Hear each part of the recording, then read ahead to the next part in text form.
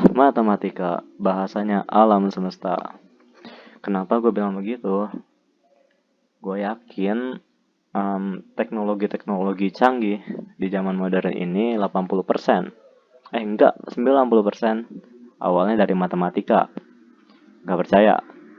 Misalkan ada orang buat jembatan nih. Jembatan kan itunya teknik sipil, apa ilmunya? Babi, anak-anak. Teknik sipil. Nah, itu hitung-hitungannya pakai apa?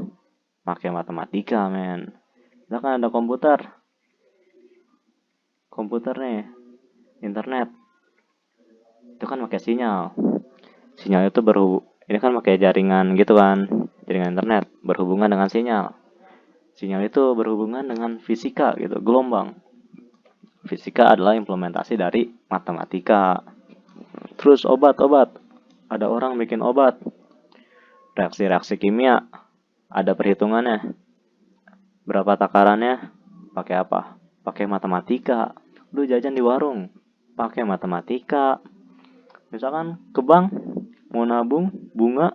Matematika. Udah. Kok berak. Matematika. Nah, jadi semuanya matematika ya. Matematika. Ini misalkan di bank. Jajan. Oke. Jadi dasarnya tuh matematika. Nah, sebenarnya apa sih yang mau gue bahas di video ini? Jadi gini men, sebelum belajar matematika, lu harus suka dulu sama matematika. Misalkan lu benci, apalagi itu bencinya harus dihilangin, terus lu harus suka. Kenapa gitu? Biar lu melakukan belajar matematika ini dengan sepenuh hati. Beda banget kan kalau orang melakukan sepenuh hati sama orang yang melakukannya gara-gara terpaksa. Udah jelas gitu siapa yang lebih jago gitu. Nah, itu tujuan gua nih. Jadi gua mau sebutin dulu kenapa alasan lo benci matematika. Mungkin ada yang benci ya. Kalau nggak ada ya udah. Ini apa ya? Ini tebak-tebakan gua aja. Soalnya dulu gue juga di sekolah kayak gini sih. Mungkin banyak yang terwakili dengan perasaan gue gitu. Dan ini harus diubah menurut gue kalau lu mau belajar matematika. Yang pertama, em, lu nganggap kalau matematika itu gak berguna. Nah, tadi sebelumnya udah gue bilang di awal kan, matematika itu berguna banget di sebuah bidang gitu men. Kalau lu masih bilang gak berguna, ya sebenarnya lu salah besar. Matematika ini berguna banget, cuma bagaimana cara lu memahami matematika itu yang bisa bikin matematika tuh gak berguna gitu. Lu tahu rumusnya tapi nggak tahu konsepnya, buat apa gitu? Gak bisa lu implementasiin ke dunia nyata. Kalau udah kayak gitu, otak kita langsung mikir, buat apa belajar matematika? Buat apa belajar sin kostan? Paling mentok-mentok kerja, ngitung-ngitung uang doang, ngitung-ngitung berat. Buat apa belajar peluang? Kan takdir udah ditentuin, ngapain dipeluang-peluangin segala? Semua jalan udah diatur. Ya nggak gitu men. Nah, matematika juga sebenarnya ada fungsinya gitu buat diri kita sendiri. Yaitu misalkan upgrade otak nih. Upgrade otak. Contohnya upgrade otak tuh gimana? Misalkan lu otaknya jadi lebih ngebut gitu kalau mikir. Terus matematika juga kan kayak menyelesaikan masalah gitu. Jadi problem solving jatuhnya. Jadi problem solving lu jadi terarah gitu, berpikir sistematis. Misalkan ada soal kayak gini, lu mau ngerjain pakai cara apa? Mana yang lebih efektif? Mana yang lebih efisien? Jadi setiap masalah itu ada banyak cara gitu. Jadi lu harus terpikir cara-caranya, terus pakai cara mana yang lebih yang lebih mantap. Nah, itu tuh salah satu efek dari belajar matematika. Jadi lu harus stop berpikiran kalau matematika itu nggak berguna. Nah, yang kedua nih, alasan lu benci matematika. Gurunya nggak cocok.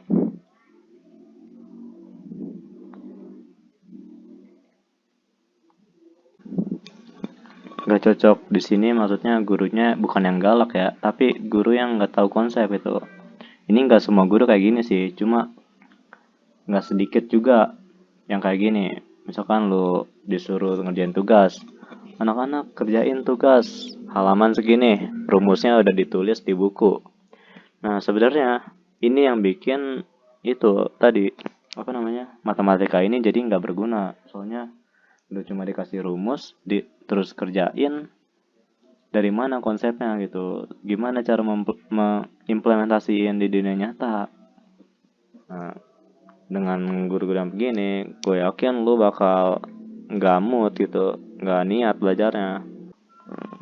Nah, karena di sini gurunya gue, jadi seperti yang gue bilang sebelumnya, gue bakal jelasin. Misalkan ada gue kasih rumus nih, gue bakal jelasin konsepnya apa, esensinya apa, itu rumus datang dari mana, kegunaannya buat apa, mungkin ya.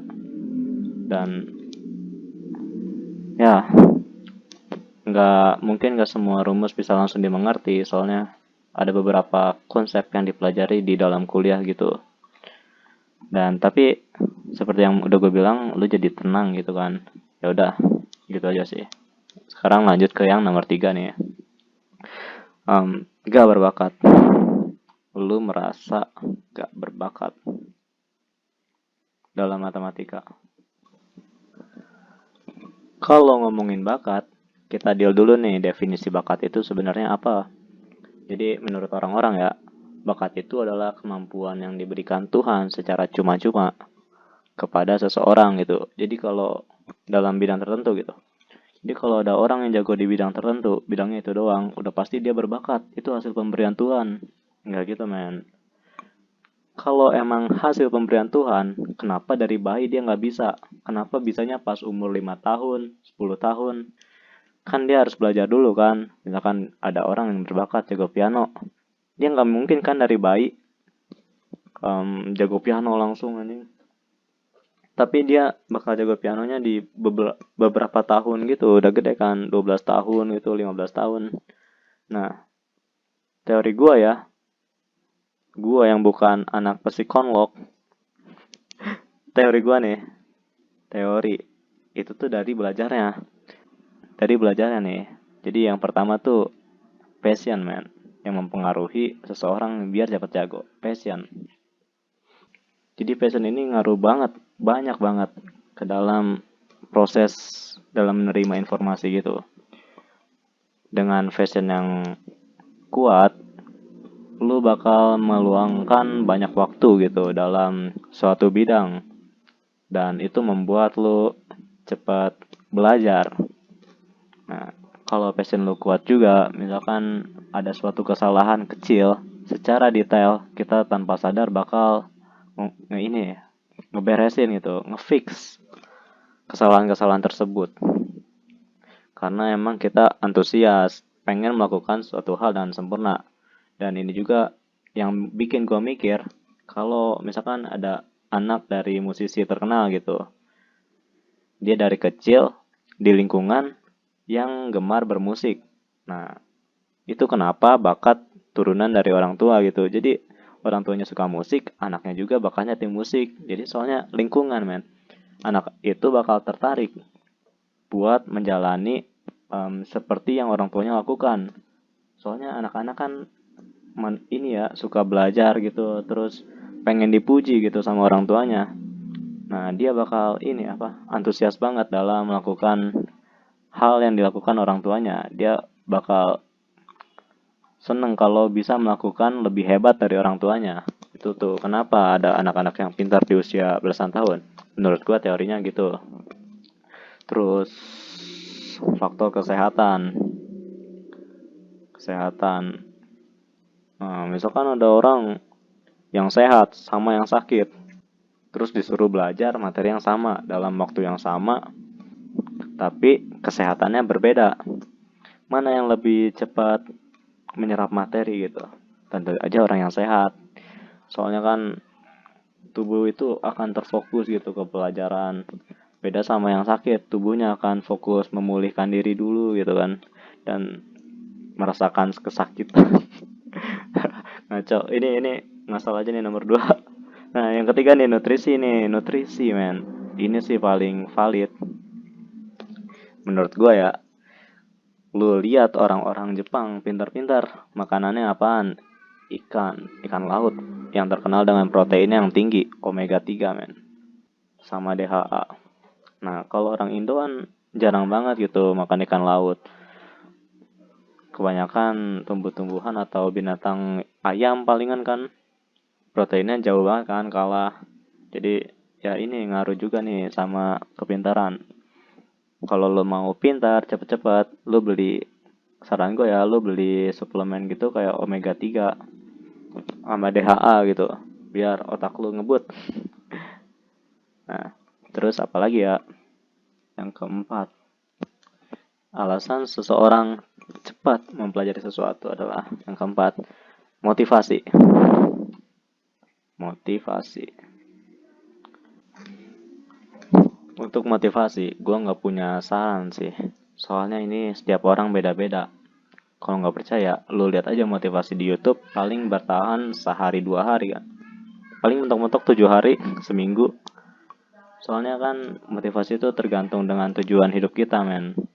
Lu mau jadi apa? Lu mau ngapain? Apa yang lu kejar di hidup ini? Lu mau bahagiain orang tua kah? Mau bantu temen lu kah?